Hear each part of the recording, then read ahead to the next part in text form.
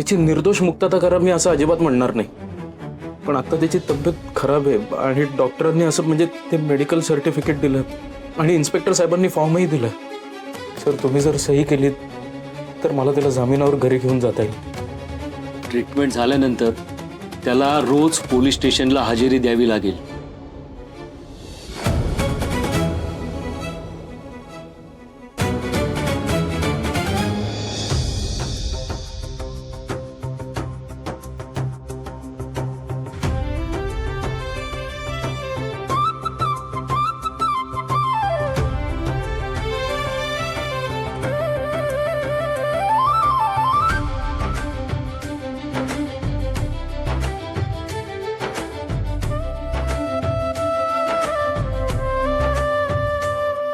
You seem to be a good person.